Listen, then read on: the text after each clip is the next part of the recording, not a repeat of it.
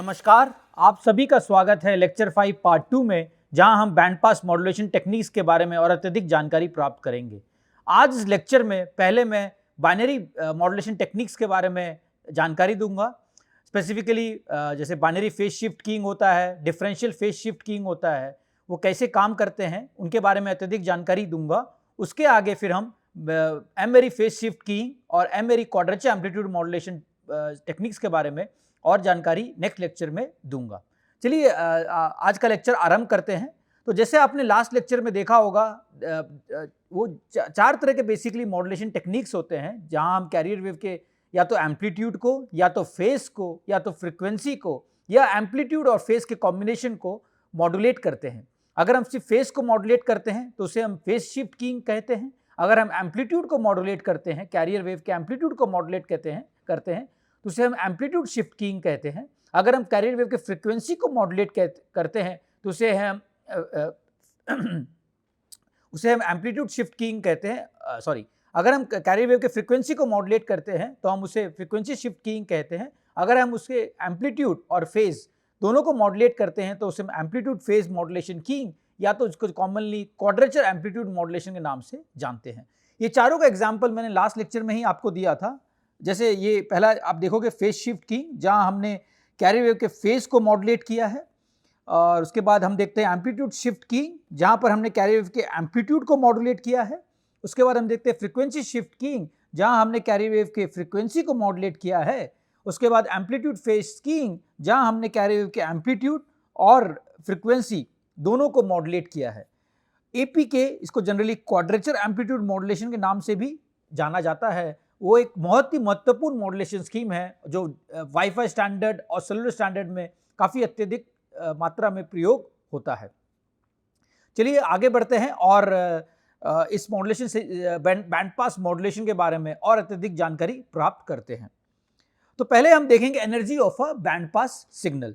तो हमने last lecture में देखा कि एक बैंड पास सिग्नल को आप इस फॉर्म में लिख सकते हो। एसएमटी एक एम्पलीट्यूड, फॉर इंस्टेंस इमेजिन कीजिएगा, एसएमटी एक एम्पलीट्यूड मॉड्यूलेटेड सिग्नल है जो cos omega c t, that omega आप देखोगे इसको हम 2 पाई एफ के माध्यम से भी लिख सकते हैं ओमेगा सी टी को, और ए एम टी जो है वो amplitude of the carrier wave है। तो energy of the band pass wave form, अगर इस वेव फॉर्म की हमें एनर्जी निकालनी है तो हम कैसे निकालेंगे? S square m t into time. So power into time, s m square t जो होता है वो पावर ऑफ द सिग्नल हो जाएगा। एंड व्हेन वी डिफरेंशिएट, अगर उसे टाइम के रिस्पेक्ट में हम डिफरेंशिएट करते हैं for a complete time period of 0 to t, एक टाइम पीरियड जो वेव फॉर्म का होता है उसमें अगर इसको डिफरेंशिएट करेंगे तो हमें ये एक्सप्रेशन मिलेगा।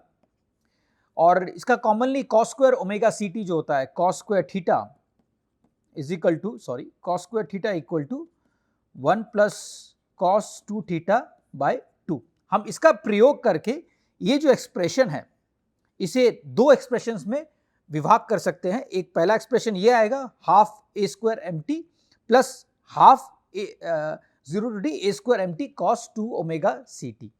ये जो सेकेंड टर्म है, ये जो इंटीग्रल है ये जनरली डिसअपेयर हो जाएगा जब आपकी कैरियर फ्रीक्वेंसी आपके बैंडविड्थ से बहुत ज़्यादा है।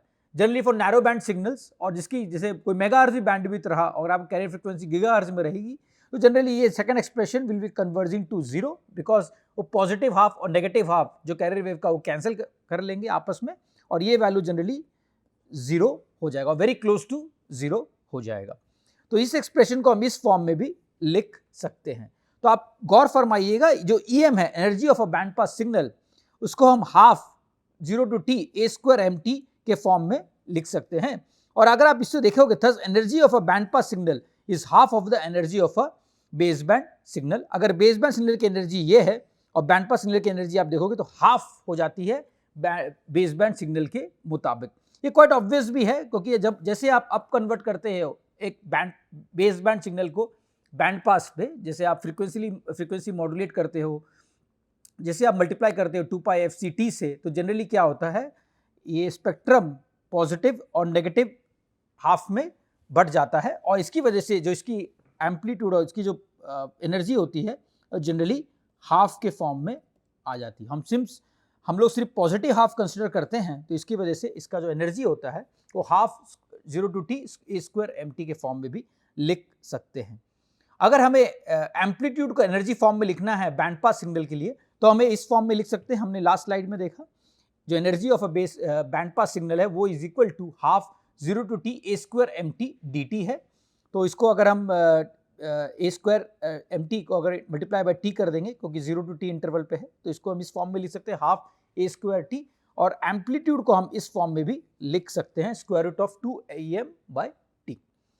तो आपने गौर फरमाया होगा कि energy of a band pass signal is half of energy of base band signal. ये हमने मैथमेटिकली प्रूव कर दिया। क्वाइट ऑब्वियस भी है, जैसे मैंने बोला जैसे आप अप कन्वर्ट करते हो तो जो सिग्नल होता है वो पॉजिटिव और negative half center of carrier frequency में डिवाइड हो जाता है, और जो बैंड पास की एनर्जी होती है ऑटोमेटिकली हाफ हो जाती है बेस बैंड के मुकाबले। और अगर एम्पलीट्यूड को इस फॉर्म में हम लिख सकते हैं एनर्जी के फॉर्म में भी। एम्पलीट्यूड को अगर एनर्जी के फॉर्म में हमें लिखना है तो हमें इस फॉर्म में लिख सकते हैं am equal to square root of 2 em by t. तो ये जो एक्सप्रेशन है ये काफ़ी इंपॉर्टेंट है, काफ़ी महत्वपूर्ण है, और हम इसका उपयोग आगे के स्लाइड्स में फिर से करेंगे। तो बैंड पास मॉड्यूलेशन टेक्निक्स जो होते हैं, जैसे हमने बैंड पास का हमने ऑलरेडी पढ़ चुका है पहले ही कि बैंड पास क्यों ज़रूरी है, वेदर अगर एंटीना हाइट हो, मल्टीप्लेक्सिंग हो, अगर आपको किसी अलग अलग फ्रिक्वेंसी बैंड में ट्रांसमिट करना पड़ेगा तो इसलिए बैंड पास मॉड्यूलेशन एक बहुत ही महत्वपूर्ण क्रिया है बेसिकली। तो इस बैंड पास मॉड्यूलेशन को हम जनरली दो तरह से डिवाइड कर सकते हैं। डिटेक्शन प्रोसेस को, जैसे आप जो ट्रांसमिट कर रहे हो बैंड पास सिग्नल, उससे अगर रिसीवर में डिटेक्ट करना है तो उसे किस फॉर्म में डिटेक्ट कर सकते हैं। तो दो फॉर्म होते हैं जनरली, एक होता है कोहेरेंट डिटेक्शन, इसको सिंक्रोनस डिटेक्शन के नाम से भी जाना जाता है, और एक नॉन कोहेरेंट डिटेक्शन, इसे नॉन सिंक्रोनस डिटेक्शन के नाम से भी जाना जाता है। So a digital communication system is called coherent if the receiver exploits the knowledge of the carrier's phase during detection process। तो कोहेरेंट डिटेक्शन को वो डिटेक्शन प्रोसेस बोला जाता है जब आपका रिसीवर जो होता है वो कैरियर फेज को भी एस्टिमेट करता है।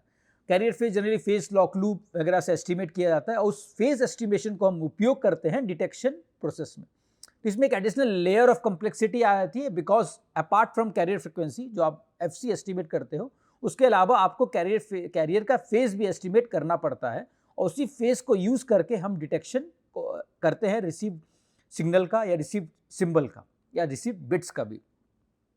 तो जो भी डिटेक्शन होता है कोहेरेंट डिटेक्शन में, वहाँ पर हम कैरियर फेज का भी उपयोग करते हैं, इसलिए इसे कोहेरेंट डिटेक्शन बोला जाता है, और इसे सिंक्रोनस डिटेक्शन बोला जाता है क्योंकि हम यहाँ पर कैरियर फेज का भी उपयोग करते हैं। ठीक है। सो ये requires replica of carrier wave same frequency and phase of at the receiver. तो इसे कैरियर फ्रीक्वेंसी के अलावा वह कैरियर जो वेव है उसकी फेज का भी इंफॉर्मेशन मिलना जरूरी है रिसीवर में, अगर आपको कोहेरेंट डिटेक्शन करना है। अब बात करते हैं नॉन कोहेरेंट डिटेक्शन की।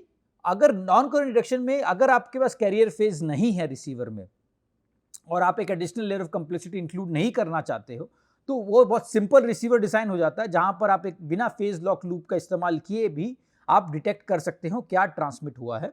इसे हम जनरली नॉन सिंक्रोनस डिटेक्शन बोला जाता है, और ये बेसिकली एक डिफरेंशियल मोड ऑफ ट्रांसमिशन भी बोला जाता है, जहां पर हम जो इन्फॉर्मेशन है वो एक जो बिट के बीच में जो फेज डिफरेंस है उसके मुताबिक मॉड्यूलेट करते हैं। इसके बारे में मैं अत्यधिक जानकारी जब हम डिफरेंशियल फेज शिफ्ट कीइंग पढ़ेंगे उसके बारे में आपको अत्यधिक जानकारी उस समय दूंगा। तो ये जैसे मैंने बोला, ये नॉन सिंक्रोनस डिटेक्शन है, और इसे कोई फेज की इंफॉर्मेशन चाहिए नहीं रिसीवर में डिटेक्ट करने के लिए या डिकोड करने के लिए इंफॉर्मेशन रिसीवर में। सो इन जनरल जो होता है नॉन कोहेरेंट डिटेक्शन काफ़ी सिंपल होता है रिसीवर। अगर आप रिसीवर डिज़ाइन की बात करें, कम्प्लेक्सिटी की बात करें, तो नॉन कोहेरेंट डिटेक्शन काफ़ी सिंपल रिसीवर डिटेक्शन टेक्निक है, क्योंकि आपको फेज लॉक लूप की ज़रूरत नहीं पड़ती, आपको फेज एस्टिमेशन की ज़रूरत नहीं पड़ती। मगर जिस हर सिस्टम में एक ट्रेड ऑफ होता है, तो नॉन कोहेरेंट डिटेक्शन में ये ट्रेड ऑफ है कि हालांकि आपको फेज की ज़रूरत नहीं पड़ती रिसीवर में, और ये नॉन सिंक्रोनस डिटेक्शन है, कम्प्लेक्सिटी कम हो जाती है, बट इसकी जो एरर परफॉर्मेंस है वो थोड़ी ख़राब है as compare to coherent detection के मुकाबले। तो इसमें थोड़ा ट्रेड ऑफ है, आपको परफॉर्मेंस थोड़ी ख़राब मिलेगी और थोड़ा बिट रेट ज़्यादा होगी as compare to coherent detection के मुकाबले। तो जैसे मैंने मेंशन किया यहाँ पर भी, ये लेस कम्प्लेक्स है, then however they are more prone to error during the detection process. तो जो एरर होगी नॉन कोहेरेंट में बाकायदा थोड़ी ज़्यादा होगी as compare to coherent detection. तो ये एक ड्रॉबैक है नॉन कोहेरेंट डिटेक्शन का। तो जनरली जो मॉड्यूलेशन टेक्निक्स है, जैसे अभी तो हमने डिटेक्शन के बारे में पढ़ा कि कोहेरेंट डिटेक्शन, नॉन जैसे मॉड्यूलेशन टेक्निक्स भी होते हैं, उन्हें भी हम दो तरह के डिवाइड कर सकते हैं, दो कैटेगरी में डाल सकते हैं। एक होता है लीनियर मॉड्यूलेशन और बैंड एफिशिएंट मॉड्यूलेशन, एक होता है नॉन लीनियर मॉड्यूलेशन और पावर एफिशिएंट मॉड्यूलेशन। जो लीनियर मॉड्यूलेशन और बैंड एफिशिएंट मॉड्यूलेशन वो काफ़ी पॉपुलर है, बिकॉज दे आर, जैसे हमने एक बैंडविड्थ एफिशिएंसी का टर्म पढ़ा था लास्ट लेक्चर में, पावर एफिशिएंसी और बैंडविड्थ एफिशिएंसी, ये काफ़ी बैंडविड्थ एफिशिएंट सिस्टम्स होते हैं जहां पर आप ज़्यादा number of bits per symbol भेज सकते हो by increasing the number of bits per symbol और by increasing the number of symbols that can be transmitted. तो इसे हम लीनियर मॉड्यूलेशन भी बोलते हैं, क्योंकि आपका जो मॉड्यूलेशन के बाद जो कैरियर वेव है वो लीनियरली फॉलो करता है मॉड्यूलेटिंग सिग्नल को। तो जैसे मैंने बोला कि linear modulations are bandwidth efficient. Linear modulation जो होता है वो बेसिकली बैंडविड्थ एफिशिएंट मॉड्यूलेशन होता है। ये आप number of bits per symbol ज़्यादा से ज़्यादा भेज सकते हो। इसमें इसका ड्रॉबैक भी होते हैं कुछ, उसके बारे में हम अत्यधिक जानकारी बाद में प्राप्त करेंगे। तो जनरली ये लीनियर मॉड्यूलेशन होता है वो बैंडविड्थ एफिशिएंट मॉड्यूलेशन होता है। और जैसे मैंने बोला कि जो मॉड्यूलेटिंग, जो ट्रांसमिटेड सिग्नल है, जो कैरियर वेव है, वो फेथफुली जो मॉड्यूलेटिंग सिग्नल है उसको ये इसको रिफ्लेक्ट करता है। बेसिकली उसका एम्पलीट्यूड जो होता है कैरियर वेव का, वो लीनियरली मॉड्यूलेटिंग सिग्नल्स के मुकाबले वेरी करता है। जैसे आपका अगर मॉड्यूलेटिंग सिग्नल इस तरह वेरी हो रहा है, sorry let me give a better example, अगर मैं मॉड्यूलेटिंग सिग्नल इस तरह से वेरी हो रहा है, एम ऑफ टी अगर मैं बोलूँ इसको, और आपका कैरियर वेव भी फिर इस तरह से ही वेरी होगा, तो बेसिकली ये इसका ये फेथफुली रिप्रेजेंट करता है ट्रांसमिटेड और मॉड्यूलेटिंग सिग्नल को। जो कैरियर वेव होता है जो वो फेथफुली रिप्रेजेंट करता है मॉड्यूलेटिंग सिग्नल को, अगर तो वो ट्रांसमिटेड कैरियर वेव इस फॉर्म में होगा।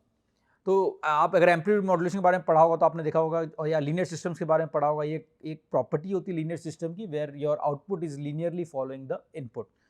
ओके, तो ये एक है। In general have a non constant envelope, ये एक मेजर ड्रॉबैक है। अलबत्त ये बैंडविड्थ एफिशिएंट सिस्टम्स होते हैं, लेकिन इसमें एक मेजर ड्रॉबैक ये होता है कि ये नॉन कांस्टेंट एनवेलप इसमें होता है। इन्वेलप, बहुत लोग कंफ्यूज हो जाते हैं, इन्वेलप का मतलब क्या होता है। इन्वेलप का बेसिकली जो एम्पलीट्यूड होता है, आपने देखा मॉड्यूलेटिंग सिग्नल देखा, जब मॉड्यूलेटिंग सिग्नल अगर इंस्टेंटेनियसली वेरी हो रहा है तो आउटपुट भी आपका जो कैरियर वेव भी वो भी इंस्टेंटेनियसली वेरी हो रहा है, एम्पलीट्यूड फ्लक्चुएट होते रहता है। क्योंकि इसमें एम्पलीट्यूड फ्लक्चुएट होता है तो इसे हम जनरली नॉन कांस्टेंट इन्वेलप बोलते हैं। कभी एम्पलीट्यूड बढ़ता है, कभी एम्पलीट्यूड कम होता है, और ये जनरली इन्फॉर्मेशन बिट्स पे डिपेंड करता है कि आपका एम्पलीट्यूड कब बढ़ेगा, कम होगा। इसका जो सिंस ये लीनियर मॉड्यूलेशन है तो आपका कैरियर वेव का भी एम्पलीट्यूड ऊपर नीचे होगा depending upon your modulating signal. इसकी वजह से इसमें नॉन कांस्टेंट एनवेलप होता है, और इसकी वजह से हमें आउटपुट में एक वेरी लीनियर पावर एम्पलीफायर का उपयोग करना पड़ता है, जो एक पावर इनएफिशिएंट एम्पलीफायर है।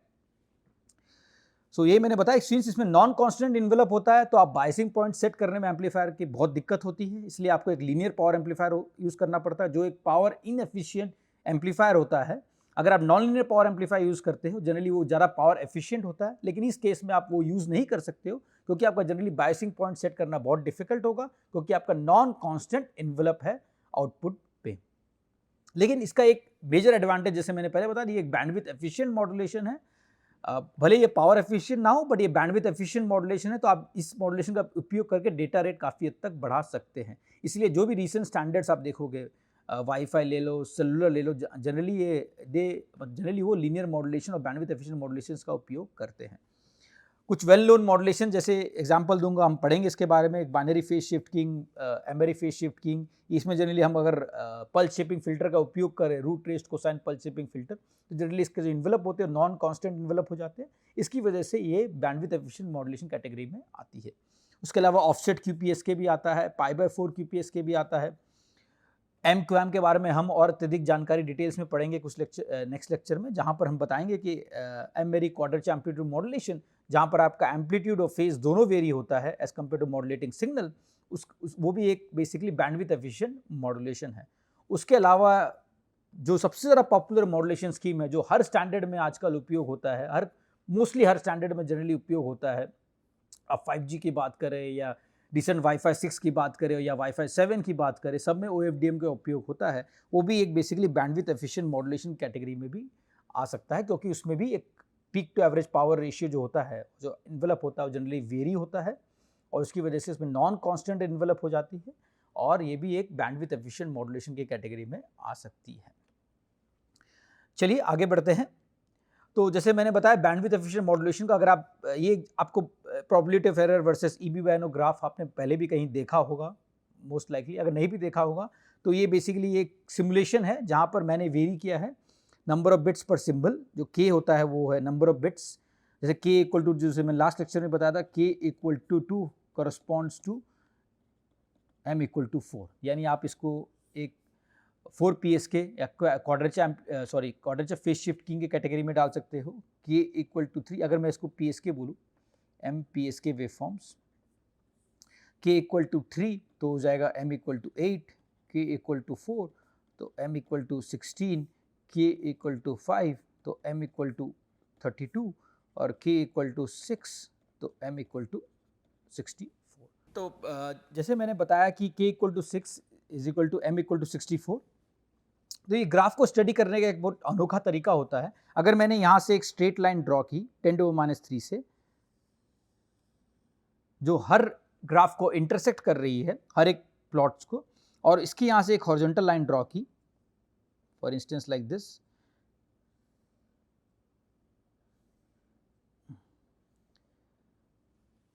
तो इसमें आप एक चीज ऑब्जर्व कीजिएगा, जैसे k की वैल्यू बढ़ रही है, k equal to 2 to k equal to 6, तो number of bits per symbol भी बढ़ रहा है, क्वाइट ऑब्वियस है। जैसे आप k इक्वल टू 2 यानी आप 2 बिट्स पर सिंबल भेज रहे हो, k इक्वल टू 3 यानी 3 बिट्स पर सिंबल भेज रहे हो, k इक्वल टू 4 यानी 4 बिट्स पर सिंबल भेज रहे हो, k इक्वल टू 5 यानी 5 बिट्स पर सिंबल भेज रहे हो, और k इक्वल टू 6 यानी 6 बिट्स पर सिंबल भेज रहे हो। जैसे आप k की वैल्यू बढ़ाओगे तो आपकी सिस्टम मोर बैंडविड्थ एफिशिएंट बन जाएगी, ये हमने पहले भी पढ़ा है। जैसे जैसे आप k की वैल्यू बढ़ाओगे आपकी सिस्टम बहुत बैंडविड्थ एफिशिएंट बन जाती है, क्योंकि आप number of bits per symbol ज़्यादा भेज रहे हो सेम बैंडविड्थ में। सेम बैंडविड्थ, अगर बैंडविड्थ आपको 10 मेगाहर्ट्ज़ है, अगर k इक्वल टू 2 तो आप बेसिकली 20 मेगा सिंबल्स पर सेकंड, 20 मेगा बिट्स थियोरेटिकली भेज सकते हो। अगर आपका सेम बैंडविड्थ 10 मेगाहर्ट्ज़ है तो आप अगर k इक्वल टू 4 यूज़ कर रहे हो तो थियोरेटिकली आप 40 मेगा बिट्स पर सेकंड भेज सकते हो। तो ये थियोरेटिकल वैल्यूज़ है, ये आपके पल्स शेपिंग पे, आपके और चैनल प्रॉपर्टीज़ पे भी काफ़ी डिपेंड करता है, but theoretically this is a limit what you can send. But इसका ड्रॉबैक यही होगा कि आप देखोगे अगर k इक्वल टू 2 की बात करें हम, और फिर हम कंपेयर करें k इक्वल टू 3 या k equal to 4, k equal to 5 या k इक्वल टू 6 से, तो जैसे मैंने बताया आप k की जैसे value बढ़ाओगे number of bits per symbol बढ़ेगी। बट आप एक चीज़ ऑब्जर्व करोगे, जैसे आप k इक्वल टू 2 की मैं एग्जाम्पल लेता हूँ, k इक्वल टू 2 में अलबिट आपको कम बिट्स पर सिंबल मिल रहे हैं, बट अगर आपको bit rate, symbol rate receiver पे 10⁻³ चाहिए, दैट मीन्स हर 1000 सिंबल्स में एक सिंबल आपका एरर में है। 10⁻³ का मतलब है 1000 सिंबल्स अगर आप भेज रहे हो उसमें एक सिंबल आपका एरर में है। तो उसके लिए आपको अगर चाहिए ऑन एन एवरेज, अगर आपको चाहिए कि आपके 1000 सिंबल्स में एक ही सिंबल एरर में हो, तो आपको ई-बी-वी-एन-ओ, एनर्जी पर bit by noise spectral density जो जरूरत पड़ेगी वो अराउंड 7 dB होगी। ओके, बट वही अगर हम बात करें k इक्वल टू 3 की, जहां m इक्वल टू 8 है, तो आपको ई-बी-वी-एन-ओ की वैल्यू अराउंड 12 dB लगेगी। सिमिलरली अगर हम बात करें k इक्वल टू 4 की, तो आपको ई-बी-वी-एन-ओ जो जरूरत पड़ेगी वो अराउंड 16 होगी। और अगर आप k इक्वल टू 5 की बात करें या m इक्वल टू 32 की बात करें, तो यहाँ पर आपको ई-बी-वी-एन-ओ अराउंड 22 dB के आसपास पड़ेगी। वही हम इसकी बात करें k इक्वल टू 6 और m इक्वल टू 64 की बात करें, तो ये आपको अराउंड 27 dB पड़ेगी। तो आप देखोगे जैसे k की वैल्यू बढ़ रही है तो एनर्जी पर बिट रिक्वायरमेंट भी बढ़ गई है। अलबिट ये बैंडविड्थ एफिशिएंसी बढ़ रही है, जहां आप एक बैंडविड्थ, सेम बैंडविड्थ के अंदर मोर डेटा भेज सकते हो, बट आपका प्रोबेबिलिटी ऑफ एरर अगर आपको मेंटेन करना तो आपका एनर्जी रिक्वायरमेंट भी बढ़ रही है। तो ये एक ट्रेड ऑफ आपको दिखा होगा इसमें। तो जैसे आप k की वैल्यू बढ़ा रहे हो, आपकी सिस्टम मोर बैंडविड्थ एफिशिएंट बन रही है, लेकिन इसका ड्रॉबैक ये है, अगर आपको same probability of error maintain करना है, लाइक 10⁻³ जहां एक बिट 1000 बिट में एरर में है, तो आपको ई-बी-वी-एन-ओ रिक्वायरमेंट भी बढ़ जाएगी। तो जो आपको 10⁻³ k इक्वल टू 2 के सिस्टम में 7 dB लग रहा था, वही आपको k इक्वल टू 3 के सिस्टम में 12 dB के आसपास लगेगा, और k इक्वल टू 4 के सिस्टम में 16 dB के आसपास लगेगा, k इक्वल टू 5 के सिस्टम में 22 dB के आसपास लगेगा, वेरएज k इक्वल टू 6 के सिस्टम में 27 dB के आसपास लगेगा। तो आपको मोर एंड मोर एनर्जी लगेगी same probability of error maintain करने के लिए, अगर जैसे आपकी k की वैल्यू बढ़ा रहे हैं। तो ये एक ट्रेड ऑफ है। इसके बारे में हम और अत्यधिक जानकारी जब हम BPSK को कंपेयर करेंगे M-QAM सिस्टम वगैरह में जब कंपेयर करेंगे k की वैल्यू से, तो आपको और अत्यधिक जानकारी प्राप्त होगी इसके बारे में। बट ये एक बेसिक इंफ्रास्ट्रक्चर आपको समझ में आ रहा होगा कि जैसे मैं k की वैल्यू बढ़ाऊंगा तो बैंडविड्थ एफिशिएंसी बढ़ रही है जहां हम number of bits per symbol ज़्यादा भेज सकते हैं, लेकिन उसका ट्रेड ऑफ ये है आपको ज़्यादा से ज़्यादा पावर भी रिक्वायरमेंट और एनर्जी पर बिट रिक्वायरमेंट भी बढ़ जाएगी अगर आपको same probability of error maintain करनी है तो।